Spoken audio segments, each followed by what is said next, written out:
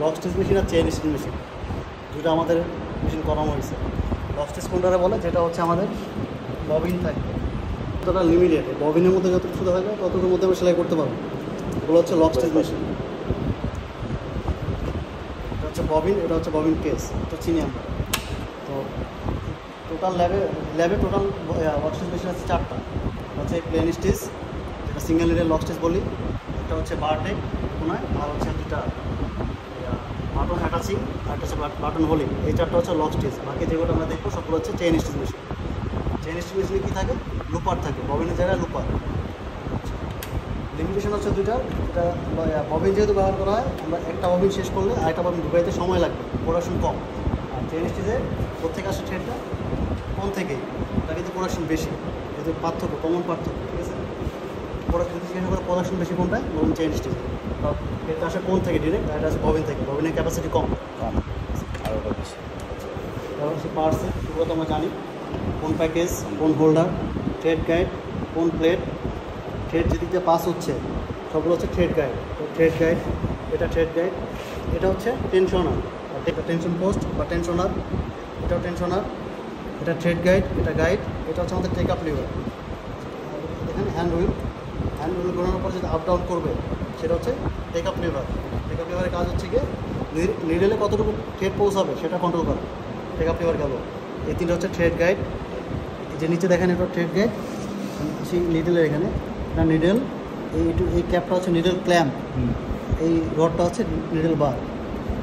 তারপর আসি, এই জিনিসটা হচ্ছে প্রেশার ফুট, যেটা ফেব্রিকটাকে চেপে ধরে রাখে।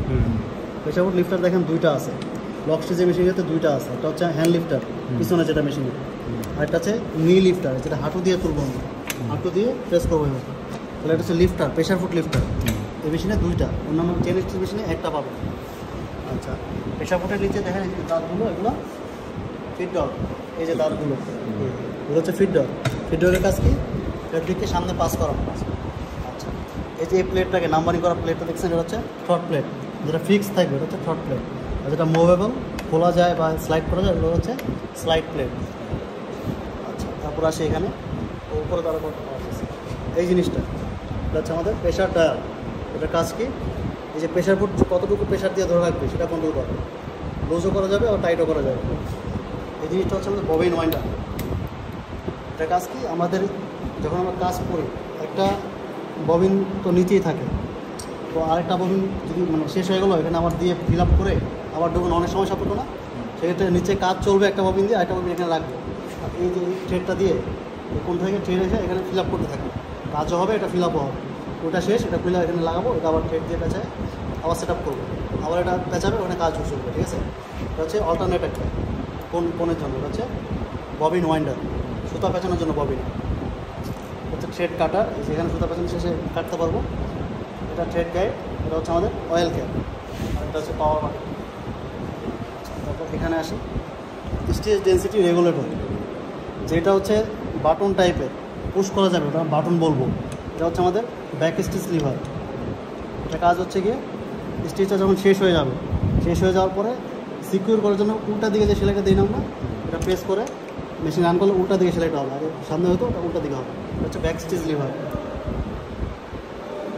তারপরে এখানে আসে এই যে ম্যাগনেট, প্রায় মেশিনে ম্যাগনেট থাকে, এই যে নাম্বারিং করা, আমাদের সেলাইটা কতটুকু গ্যাপ রেখে ফেব্রিক থেকে সেলাইটা হবে সেটা হচ্ছে এই ম্যাগনেট দিয়ে নির্ধারণ করবো। ধরো যে হাফ রেখে আমরা সেলাইটা করবো, এখানে ম্যাগনেটটা দিলে ফেব্রিক এর বাইরে আর যাবে না, সেলাইটা নির্দিষ্ট গ্যাপ পর্যন্তই থাকবে, ঠিক আছে। এটা হচ্ছে ম্যাগনেটের কাজ হচ্ছে এটা। কন্ট্রোল প্যানেল, স্পিড কমানো বা অন্যান্য প্রোগ্রামিং করা যায়। এখানে লুপার আছে, তাহলে এখানে কী হবে, চেইন স্টিচ মেশিন হবে। যেগুলোতে লুপার থাকবে সেগুলো চেইন স্টিচ, যেগুলোতে ববিন ওগুলো লক স্টিচ। তো ওগুলো হচ্ছে চেইন স্টিচ মেশিন।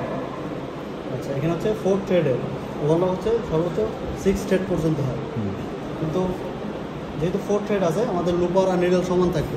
যদি বেজের সংখ্যা থ্রেড হয়, তখন 5টা হয়, তাহলে লুপার একটা বেশি থাকবে, নিডল থেকে লুপার বেশি থাকবে, লুপারের থ্রেডটা বেশি থাকবে। যদি 5টা থ্রেড হতো, তাহলে আমাদের নিডলে থাকতো 2টা, লুপার থাকতো 3টা। নিচে 3টা লুপার থাকতো, 3টা থ্রেড থাকতো লুপারের জন্য। যদি 3টা হতো, তাহলে একটা নিডলের জন্য 2টা থাকতো লুপারের জন্য। এই 2টা থ্রেড আসছে আমাদের, এই থ্রেড গাইড টেনশনার দিয়ে আসছে কোথায়, নিডলে। এই 2টা থ্রেড আসছে আমাদের থ্রেড গাইড টেনশনার দিয়ে কোথায়, লুপারে। আচ্ছা, এখন এদিকে আসি পার্টসগুলো, এগুলো তো জানি। এটা স্ট্যান্ড, থ্রেড গাইড, কোন প্যাকেজ, কোন হোল্ডার, কোন প্লেট, এটা একটা থ্রেড গাইড, এটা হচ্ছে থ্রেড গাইড, টেনশনার। এখন দেখেন টেনশনার দিয়ে এই যে নতুন জিনিসের আসছে, এটা হচ্ছে আমাদের সিলিকন লেভেল, লিভার বা লেভেল, আচ্ছা সিলিকন প্যানেল বলবো আমরা, ঠিক আছে। সিলিকন প্যানেল এর কাজ কি, এই থ্রেডে যে ডাস্টগুলো থাকে ডাস্টগুলো রিমুভ করে, ক্লিন করে থ্রেডটা পাঠায় নিডলে। Silicon level. তারপরে এই জিনিসটা হচ্ছে টেক আপ লিভার, এই যে হ্যান্ডেলটা ঘোরাবো আপ ডাউন করবে, টেক আপ লিভার। তারপর আসছে কোথায় থ্রেড গাইডে আমাদের নিডল ক্ল্যাম্প, নিডল বার, পরে থ্রেড আসছে কোথায় নিডল পর্যন্ত। আচ্ছা তারপর আসি এই এটা প্রেশারটা একটু আলাদা, ওটা ছিল কি ফিক্সড ছিল, মুভ করা যায় না, এটা মুভ করা যায় বাইরে। আচ্ছা লিফটার, লিফট করে আমরা এটা ঢুকাতে পারবো, লিফট করে খুলতে পারবো। আগেরটা প্রেশার ফিট লিফটার ছিল কয়টা, দুইটা, এটার প্রেশার ফিট লিফটার একটাই, এটা হচ্ছে ফুট লিফটার। এই লিফটার কিন্তু প্রেশার ফিট লিফটার না, এটা হচ্ছে প্রেশার ফুটটা খোলার জন্য, ঠিক আছে। আর প্রেশার ফুট লিফট করা হচ্ছে একটাই, ফুট লিফটার। এটা লিফট করলে হচ্ছে প্রেশার ফুটটা উপরে উঠবে। আর এই যে দাঁতগুলো এগুলো হচ্ছে ফিট ডগ, এই জিনিসটা হচ্ছে থ্রট প্লেট, এটা আমরা স্লাইড প্লেট বলতে পারবো, এটাকে আমরা স্লাইড প্লেট বলতে পারবো। আচ্ছা তো থ্রট প্লেট, স্লাইড প্লেট গেল। এখন আসি লুপারে, লুপারগুলো দেখেন, এই যে একটা লুপার, এই যে একটা লুপার, দুইটা লুপার, আর ভিতরে এগুলো সব থ্রেড গাইড, ঠিক আছে, টেনশনার থ্রেড গাইড। এটা হচ্ছে কন্ট্রোল প্যানেল। সেখানে তাহলে কি নাই, ব্যাক স্টিচ লিভার নাই, ও এই যে অয়েল ক্যাপ উপরেও আছে, একটা নিচেও আছে, নিচেটা দেখেন, উপরে দেখবেন, উপরে দেখেন অয়েল ক্যাপ। আর এটা হচ্ছে আমাদের প্রেশার ডায়াল, প্রেশার ডায়ালের কাজ তো জানি, প্রেশার ভিডিও প্রেশারটা কন্ট্রোল করা। আচ্ছা এখানে তাহলে কি নাই, ব্যাক স্টিচ লিভারটা নাই। আর একটা হচ্ছে স্টিচ ডেন্সিটি কন্ট্রোলারটা নাই, এটা আছে বাটন, দেখেন এই যে পুশ করা যাচ্ছে, stitch density button. Stitch density button দিয়ে কী করে, বা স্টিচ ডেন্সিটি কন্ট্রোলার দিয়ে কী করে, স্টিচের ঘনত্বটা, হ্যাঁ ঘনত্বটা কমানো বাড়ানোর জন্য। এটা হচ্ছে আই প্রোটেক্টর বা আই গার্ড, যাতে নিডলটা ভেঙে শরীরে না, চোখে না আসে। প্রায় সব মেশিনে থাকে, ওগুলোতে নাই, আই প্রোটেক্টর বা আই গার্ড। এটা হচ্ছে আমাদের পিএমডি চেইন স্টিচ মেশিন। অন্যান্য যে দুটো মেশিন দেখলাম যে প্লেন স্টিচ, ওটার ইউজেস হচ্ছে যে কোনো দুইটা ফেব্রিককে অ্যাড করার জন্য, একসাথে সেলাই করার জন্য, যে কোনো হতে পারে, শার্ট প্যান্ট গেঞ্জি টি শার্ট যাই হোক, যে কোনো দুইটা ফেব্রিককে একসাথে সেলাই করার জন্য, অ্যাড করার জন্য। ওভারলকের সেলাইটা হচ্ছে এজগুলো সেলাই করার জন্য। পিএমডির সেলাইটা হয় মূলত আমাদের প্যান্টের ওয়েস্ট বেল্ট আছে না, জিন্স প্যান্টের যেখানে বেল্ট পরি আর কি, দেখেন বেল্টের সেলাই কিন্তু একটা এই মাথায়, একটা এই মাথায়, এই মাথায় একটা সেলাই, এই মাথায় একটা সেলাই, তিনটা সেলাই হইতে পারে, সমস্যা নেই। দুইটা সেলাই দিয়ে দুই মাথায় দুইটা সেলাই, অন্যান্য মেশিন দিয়ে করা সম্ভব, নিডল কিন্তু এত গ্যাপে নাই। এই মেশিনেতে এই সেলাইটা করা হয়, কারণ কি দেখেন এটার এই যে ক্ল্যাম্পটা, নিডল ক্ল্যাম্পটা দেখেন, 11টা নিডল বসানো যাবে বিভিন্ন পজিশনে। আমরা যদি ওয়েস্ট বেল্টটা ধরি এতটুকু, তাহলে এই মাথায় একটা সেলাই দরকার, এই মাথায় একটা সেলাই দরকার, তাহলে নিডলগুলো খুলে আমরা কী করবো, এটা এই মাথায় আনবো, এটা এই মাথায় নিব, তাহলে তো গ্যাপ ডিস্টেন্স হয়ে যেতেছে না।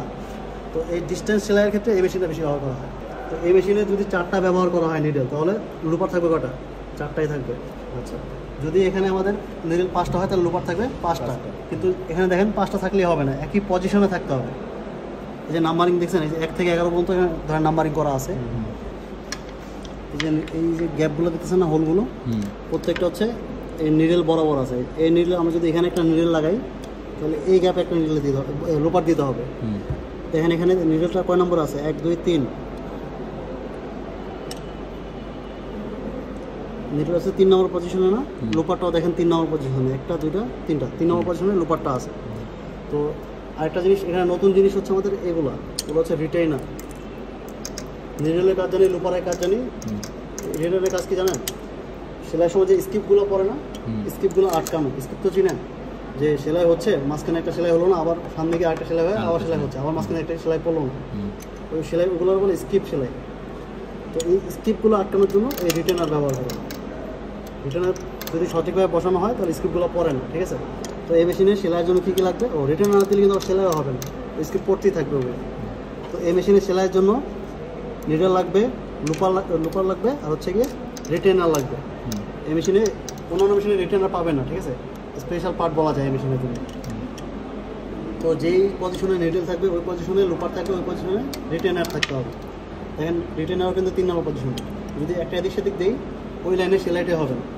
তো এই লাইনে সেলাইয়ের জন্য নিডলের পজিশন, রিটেইনারের পজিশন আর লুপারের পজিশন সেম থাকতে হবে। আচ্ছা, আর বাদ বাকি তো এগুলো আমরা জানি, টেড গেট টেনশন সব জানি। এখানে টেক আপ লিভার হচ্ছে এটা, এখানে আপ ডাউন করে।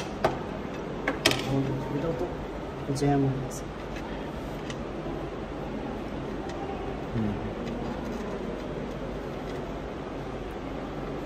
যাও বুঝতেছেন তো, আপ ডাউন করতেছে জ্যাম মনে হয় এখানে হয়ে গেছে। তো এটা হচ্ছে আমাদের take up lever. Take up লিভারের কাজ হচ্ছে গিয়ে নিরেলে কতটুকু থ্রেড পৌঁছাবো সেটা কন্ট্রোল করা।